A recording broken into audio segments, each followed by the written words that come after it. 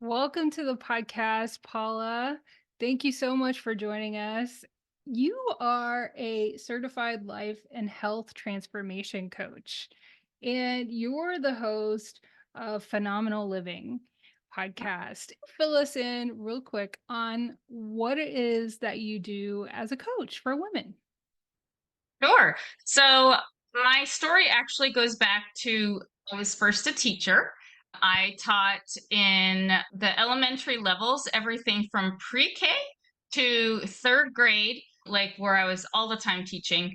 And then I had some fifth graders that I was teaching dyslexia classes to. My major in college was ed, and special ed was my minor. So I started out with teaching preschool special ed and then regular ed.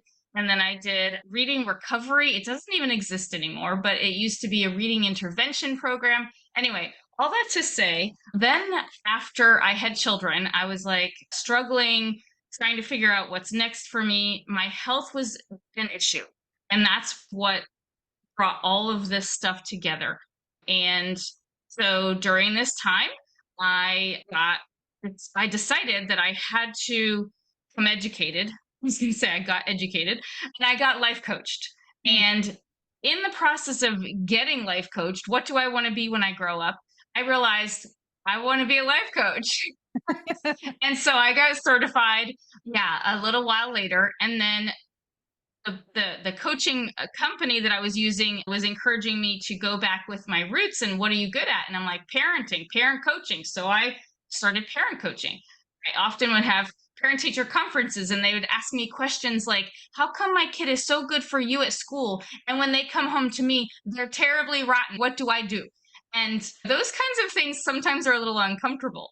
But what's great is I was pretty good at on the ball and I would just give them tips and advice and I'd say, here, call me at home, call me later. And then I would coach them on what they could do differently all the time. And then I would get parent requests and that was fine.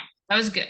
So I realized I had something special. Like I looked forward to those and all the other teachers would complain about them. So I'm like, okay, maybe parent coaching is it. So I started in that realm.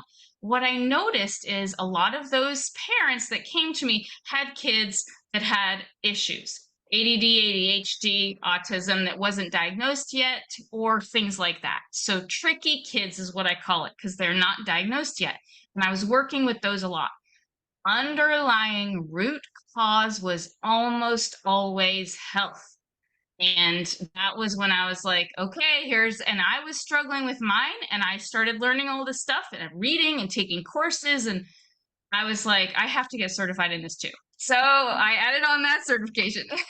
And then from there, it just snowballed. And all of my contacts basically came from my community. People would spread the word or whatever. And I didn't have clients busting my door down, which is good because honestly, I didn't have the ability as the full-time mom and taxi driver, Uber mom, to do all that stuff. So it worked well for me to just have a few good, solid coaching one-on-one clients. So really, my business, I guess you could say, formed from what works for me now, what works for me in the future, or what will work for me in the future, and how can we make it come together. And I'm finding groups, I'm finding podcasting, I'm finding doing multiple things at once is a little bit easier. So I am going more in that direction, trying to leverage my time better. But I definitely still take one-on-one clients because like a teacher, I can't let go of that. I can't say, "Oh, you have food allergies. I can help you." Okay, I'll do it. Yeah. Yeah, it's just one of those things that you just can't close the door. Yeah, and sometimes people just need that one-on-one attention if you've got Yeah. these specific things that you want to have solved. So I think that's a great combination, the life and the health, because on this podcast, we focus on things holistically. It's all related and all goes together. And I can't wait to dive in on how you incorporate both of those and what you do. But I know you have a foundational formula for a fabulous life, and I want to hear about this. Okay.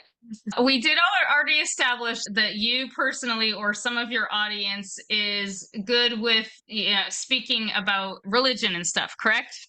Sometimes a little bit, not so much. I'm just curious. I think we don't really talk. We definitely talk about spiritual things. Spiritual things. Yeah, Perfect. not as much religion, but Okay. I yeah. just wanted to know how to answer that. Oh, So yeah. We're not a religious focused there are podcast. some podcasters that are like, we speak Christianese here. So anyway, Oh, um, okay.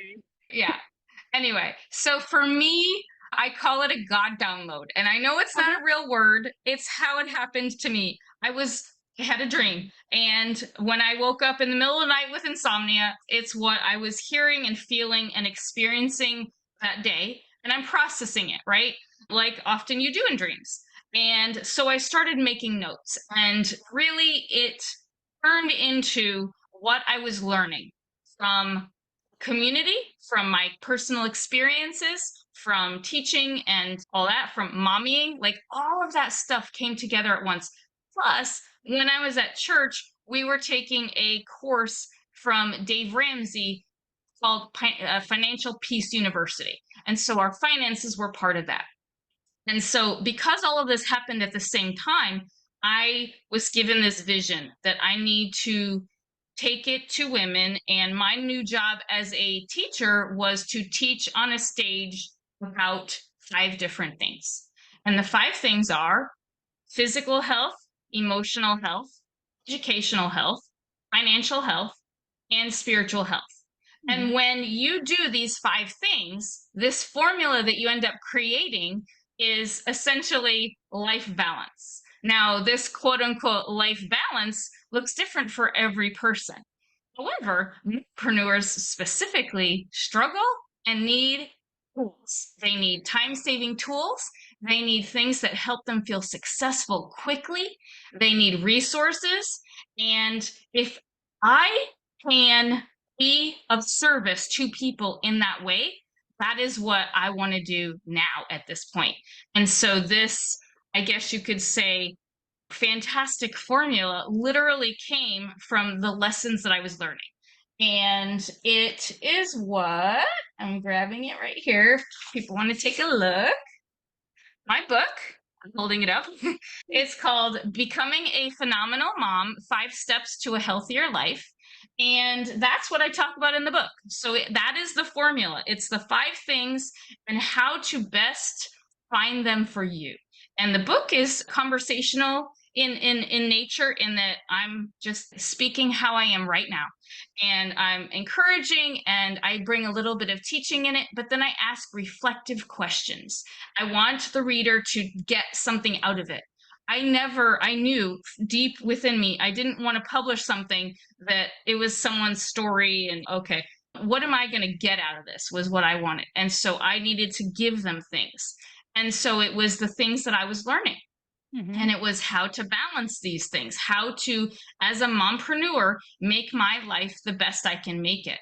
And so when I had this aha moment that it's literally just life balance, really? You're kidding me? Like, how is this going to answer my question? But it takes you through that and helps you figure that out. So Mhm. that was how I came up with it. I then decided, okay, the book itself was my parenting journey. And that's why it was called Becoming a Phenomenal Mom. It was my mom journey. That said, I wanted my podcast to be for all women, all entrepreneurial women, because not all women are moms. And that's absolutely fine. So I wanted to open it up more. But the principles are exactly the same. It doesn't matter if you're a mom or not. You still need those key elements to make your life healthy, happy. And so it became easy at that point for me to say, okay, I have everything I need. I'm just going to recycle and reuse and repurpose. There you Yeah. go. I love that. And I've always, there's so many things about that. One, I think what you're talking about is what I've heard as a divine download.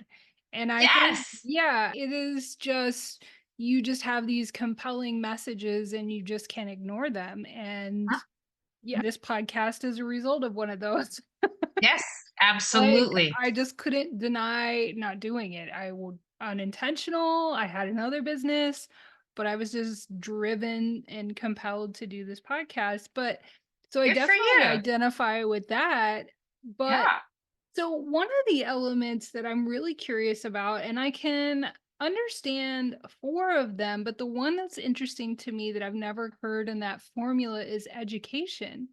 So, what do you mean by that education component in your formula? It's great. It's a great question. And the reason is because it actually bleeds over into all the other ones. Hmm. So I'm going to help break that down for you, actually. In the book, I discuss in that educational section. Sorry, I'm going, there we go. Okay. I'm totally with No, that's okay. 25. It's because I'm under the gun. Hey, you think No, I know that's my okay. own We book by now? we There edit over we here, go. so Oh, good. All right. In the book, chapter 2, educational health would be called educational literacy. So, simply put, it's the different skills needed to assess and understand key concepts in the different subject areas of your life. So, that's your 5 areas. So, hmm it really bleeds over. It helps you understand why you need to learn it and how you need to learn it. And hmm so for me as a parent, that always meant, how can I sharpen my parenting skills? What can I get better at? Reading books, going to moms groups, taking courses that you'll see it pop up on Facebook, right? Once you follow, you get the feed and yeah. hmm And so it's knowing that in order to be better, you have to sharpen those skills. And so, as a parent or as an entrepreneur, those are the kinds of areas that you're going to want to sharpen your tools in. hmm However, they will bleed over in the other areas. hmm And depending upon how either successful you are, that's the hmm result that you get. And so, the lessons that I was learning early on as a married woman, we were in debt to our eyeballs. And through the Dave Ramsey course, we learned how to pay it all and literally become debt free. It took a while, but we were able to do it. And the lessons that I learned in that apply perfectly to entrepreneurship and business because Yeah. it's the same concepts, right? hmm Have a savings fund, have an emergency fund, all that stuff. And so that's one thing that again, you have that bleed over. I was struggling in my own health, which was why I had to stop teaching. I had chronic migraines, joint pain, and irritable bowel syndrome. And they prevented me from doing a good job as a teacher. I knew I was a good teacher. I had people coming to me, telling me, watching me, my recommendation, all the things, but I was suffering on the inside. And I was not a good teacher to my students because my health was at risk. Yeah. I chronically had headaches so often that I was like a pill popper, prescription drugs, and that scared me. It made me realize this is not okay. And the more research I started doing and the more learning I started diving into, I realized I actually have control because the first route was go to the doctors. They were the ones giving me the medicine, making it worse and worse. Then, when I went this other direction, which I knew nothing about and I wasn't very happy about, a diet I had to go on, I had to stop eating gluten, I had to stop eating all of these things. But I tell you, within days doing it, my gut started slowly healing. I was having less symptoms. It Mm, was feeling a little bit better. And yeah. by the fourth or fifth day, those migraines were gone. And I was able to then go all the way through. It's like a systematic couple of weeks that you go through this elimination diet I was put on. Mm, You go through this and then you challenge, you add things back in. And so I started doing that and realizing, look, when I eat oats, that gives me migraines. mhm, Can't have oats anymore. Can't have chocolate. That gives me migraines. All the things that were I loved and I craved them. I loved mhm. oatmeal, and that was hard for me to give up. I Yeah. loved it. That warm creaminess. I ate everything oat I could. But when I realized that it was the enemy, it was Yeah. easy for me to be like, nope, I'm not having that today. And so but it really changed everything for me. That was my last element. That was my last lesson learned. Mhm, These 5 things were lessons that I learned. And I think had I had a better idea of what my body needed or how much benefit I would have by exercising more regularly or whatever, I would have been in a better place. But I Mm. wasn't. I did what the doctors told me to do. And they never Mm. mentioned any of that. Yeah. They said, take this drug, it'll get rid of your headache. Mm-hmm. That's what I did. Yeah. Anyway, so then I realized I had a responsibility. At that point, I was like, I know too much information and I cannot, with good conscience, God gave me this download. I Mm-hmm. cannot do nothing with it. Yeah. And so I organized an event and I put together a conference for moms.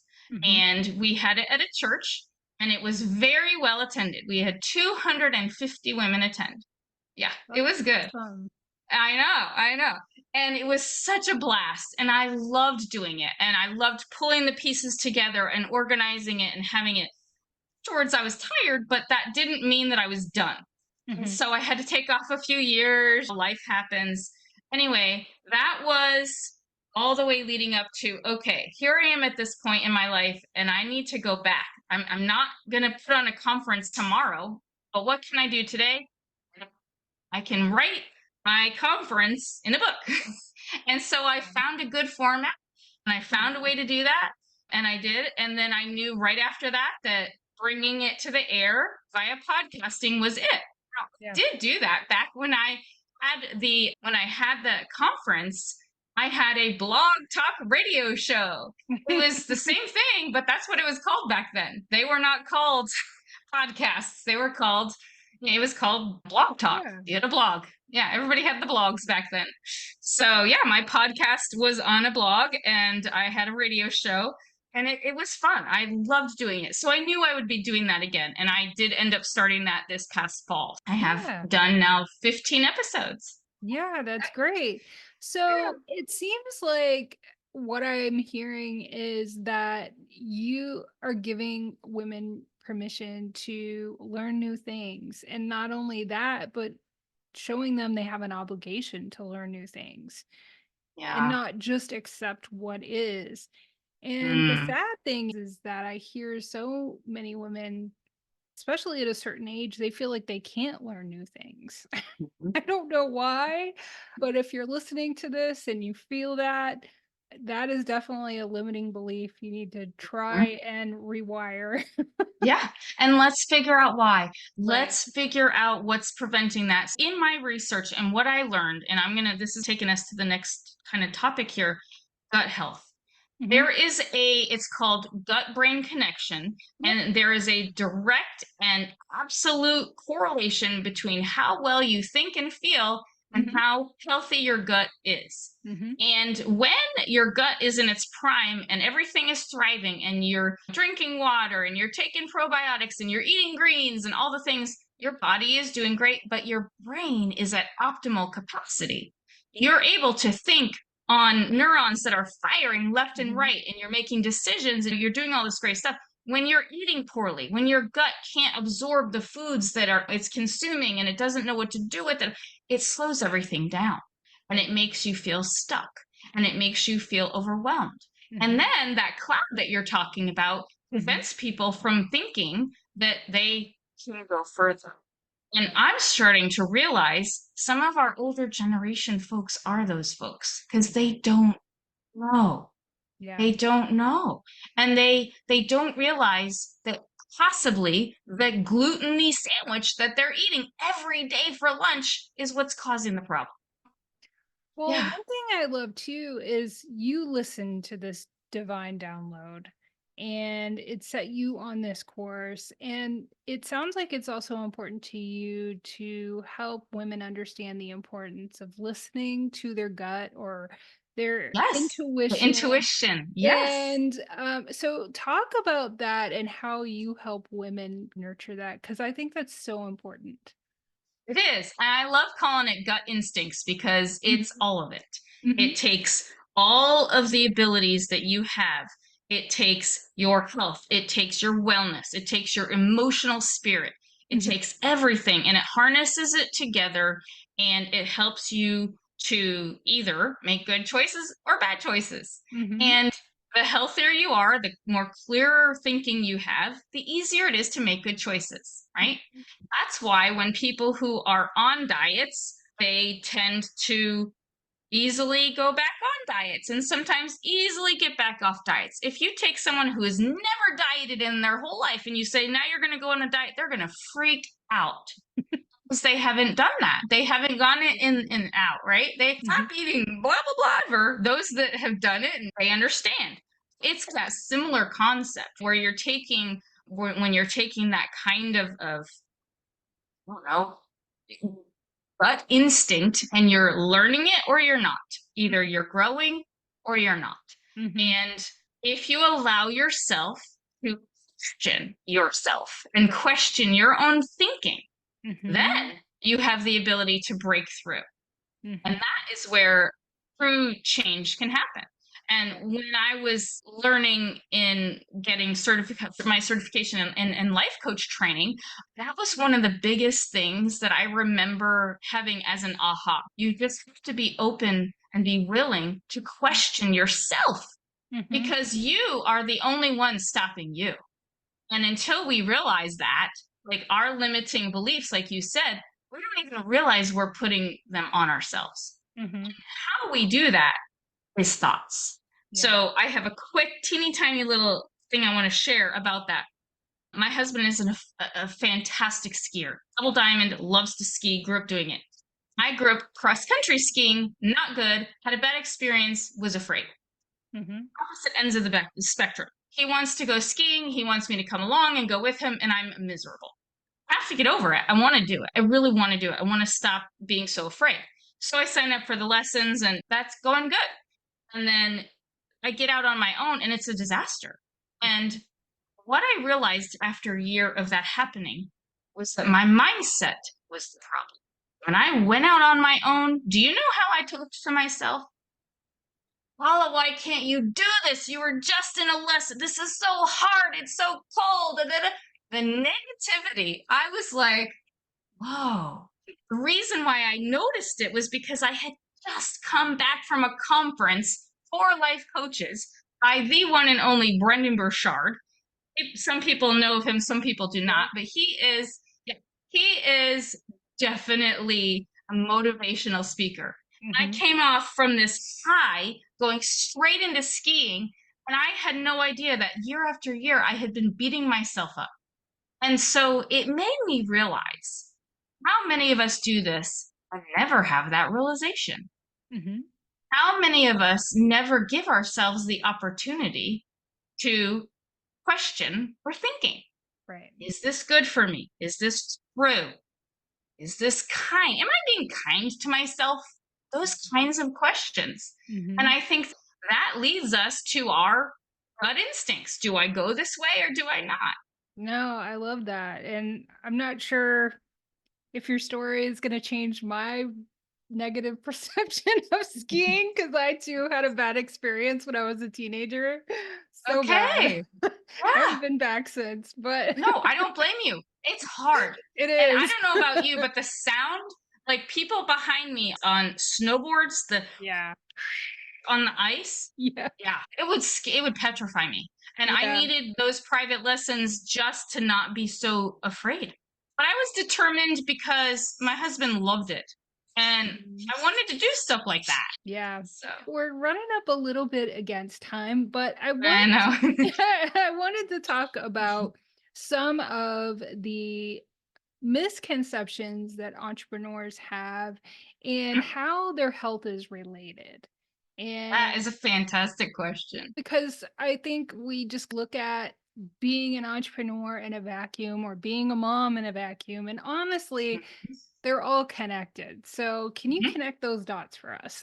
Absolutely. Yeah. So we are one being. That is how we were created. And all of our different areas of our lives bleed over into other areas. And it's the exact same thing for an entrepreneur, only worse.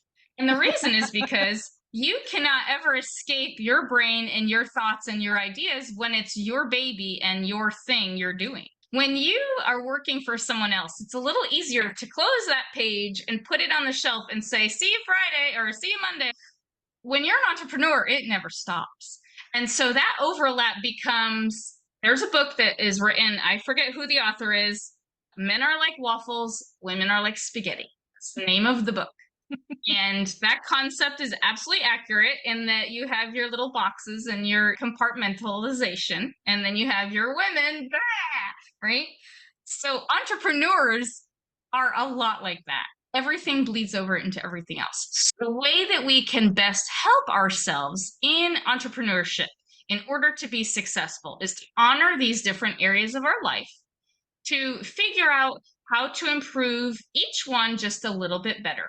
One step. What is one thing I can do better today in this? What is one thing I can better do tomorrow in this? And go forward. And it's a method that I used in the book to be able to help people to figure out and narrow down where do I start? How do I know? Whatever your hardest thing is, whatever you're suffering from, that actually might not be the best thing to start with. Now, some people might disagree. Like with debt and all that, you want to do it the opposite. You want to get the little things paid off as soon as possible and go to the big things. Right. This is the opposite in that you're not you're tackling like choice B. So maybe choice A is your finances, right? And they're a mess. They're atrocious and you need a accountant helper, right? But what you can do is, okay, my grocery budget could be trimmed up if I eat healthier, if I don't go out to eat. You know this, right? This is not rocket science. So if I eat, I'll get healthier, but I'll eat better and I'll probably save a little money. Let's start there. So that's your first baby step in your finances, right? You're also helping your health by eating in home more rather than out so often, right? And so again, everything's bleeding over, but you're just taking one little step here, one little step here, one little step here. And so as an entrepreneur, what you're going to want to do is figure out what those are in your business and figure out how can I best work each one of these, taking these daily baby steps, one day better. And really, I believe that when we do that, we are beginning to live a phenomenal life. And that's where it comes from. The poem that Maya Angelou wrote was the inspiration for the book. I read this poem. Actually, I heard her read it. And I had chills. I was tears streaming down my eyes. And I'm like, this woman is so confident. She is so amazing in this poem she's reciting. I'm like, how did she do that? It was in the 70s when she wrote that. She's a Black woman in the midst of chaos and turmoil and all this stuff going on. And she is confident as anything. How did she do that? I'm like, she was educated, she was healthy, she was spiritual, and all of the things were at the, and I'm like, in my life, all these other areas, and God was just like this, and I'm like, that's it.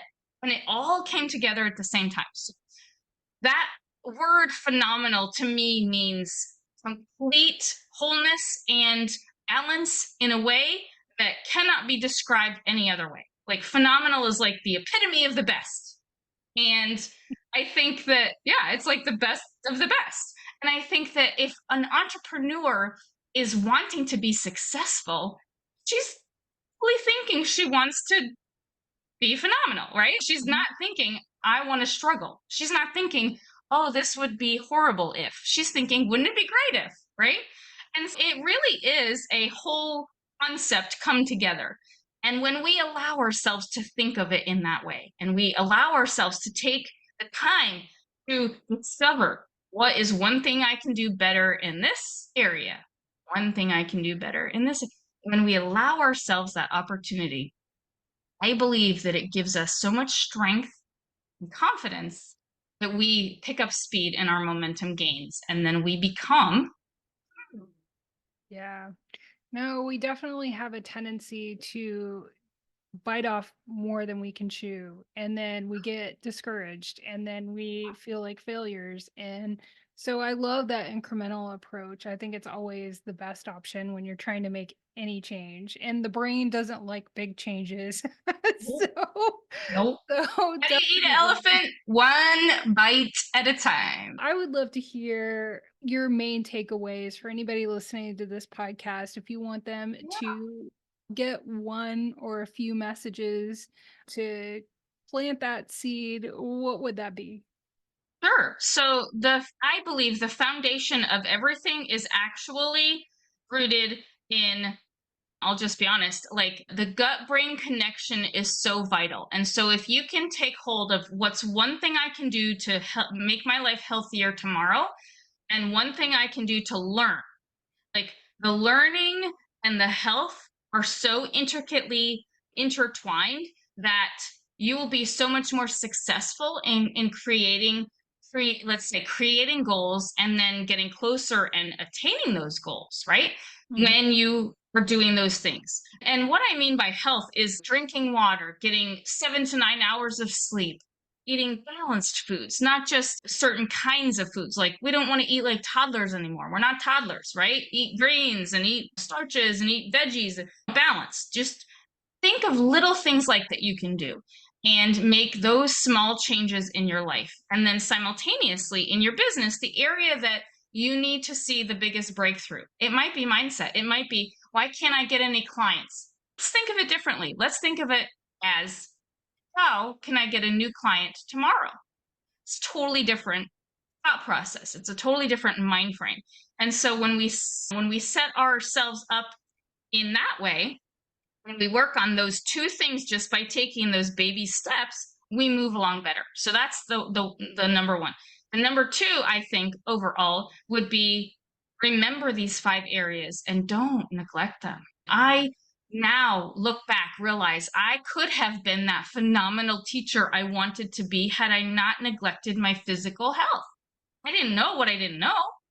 However, now that I do know, I have a responsibility to tell other people. Mhm. And I don't want other teachers or leaders or entrepreneurs or anybody who's doing anything like that to personally suffer, but then to potentially inhibit future growth by not doing it, right? So I feel like I have this obligation to share this information. Mhm. And it is more available today. But when I was learning this in 2010, there were like 3 books. Seriously, 3.